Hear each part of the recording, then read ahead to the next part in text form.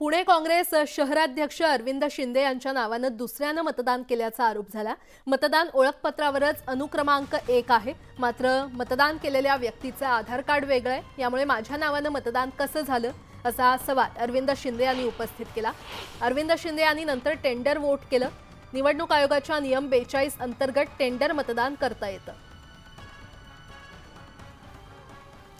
तर अरविंद शिंदेंच्या नावानं आधीच कुणीतरी मतदान केलं होतं, त्यामुळे माझ्या नावानं मतदान कसं झालं असा सवाल अरविंद शिंदे यांनी उपस्थित केलाय आणि त्यानंतर अरविंद शिंदे यांनी टेंडर मतदान केलेलं आहे।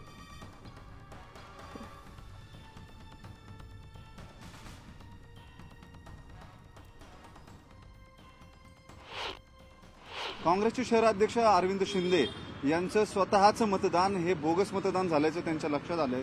त्यानंतर त्यांनी पुन्हा या संदर्भातली तक्रार जी आहे ती करून त्यांचं मतदान केलंय। त्यांना विचारूया नेमकं काय झालं, तुमचं नाव ज्या बूथवरती होतं किंवा तुमच्याकडे रिसीट जी आलेली होती ती नेमकी चुकीची होती का, नेमकं काय झालंय? तुमचं मतदान तुम्ही जायच्या आधीच दुसरं कोणी केलंय का? एक तर ज्या मतदान केंद्रामध्ये बूथमध्ये माझं नाव आहे, सकाळपासून 3 वेळा मशीन बिघडली, तिकडची 3 वेळा बदली करून आल्या मशीन। त्याच्यानंतर लाईनीत उभा असताना रिटर्निंग ऑफिसरची जी लेडी आहेत त्या फक्त अनुक्रमांक करतात, त्या तुमचं मतदाराचं नाव पुकारत नाही। मतदाराचं नाव पुकारलं तर पोलिंग एजंट विरोधी पक्षातला असला त्यालाही लक्षात येतं। मी जेव्हा माझं वोटिंग कार्ड घेते म्हणलं तुमचं तर झालंय का, म्हणलं माझं शाही नाहीये, माझं कार्ड आहे। तिथं पाहिलं तर तिथं आधार कार्ड कोणाचं तरी वेगळं, 4 डिजिट वेगळे होते, थंब इम्प्रेशन आहे आणि सही आहे वेगळी।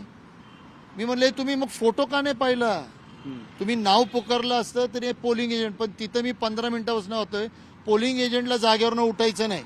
आम्ही आवाज दिला ना तेवढं फक्त अनुक्रमांक टिक करायचा, नाव आम्ही पुकारणार नाही, तुम्ही मध्ये बोलायचं नाही, अशा पद्धतीने रिटर्निंग ऑफिसरची दमबाजी चालू आहे आतमध्ये। त्यावेळेला मग आम्ही आमच्या पोलिंग एजंटनी तक्रार केली, तिथं आलो तेव्हा माझ्या हे सगळं लक्षात आलं, म्हणून मग मी चॅलेंज वोट केलं। त्यांना एवढंही माहित नाही की बाबा मग टेंडर वोट असतं, 17B फॉर्म भरायचा असतो। मग मला बॅलेट पेपर दिला, मग मी बॅलेट पेपरवर माझं मतदान केलंय, सील करून त्यांना दिलं आणि मग आता बाहेर आलोय वोट करून। पण हे सगळं सामान्य नागरिकाला माहित नाही, ज्यांचे वोटिंग झाले तो जातोय, कुणाचे नाव सापडत नाही, कुणाची हे अनेक वेळेला मतदार याद्यांबद्दल तक्रार करून सुद्धा हीच परिस्थिती। आणि आरेरावी जी रिटर्निंग ऑफिसरची चालू आहे आणि ज्यांना माहित नाही ते धम सारखे बसलेले, एक तर आरेरावी करायची नाही तर काय। शहराध्यक्ष आहे काँग्रेसचे, तुमची ही जर अवस्था असेल तर सर्वसामान्य माणसाचं काय?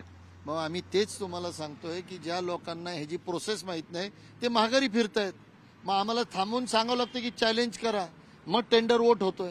व्हिडिओ जर्नलिस्ट गणेश कदमसह वैभव सोनवणे, न्यूज 18 लोकमत, पुणे।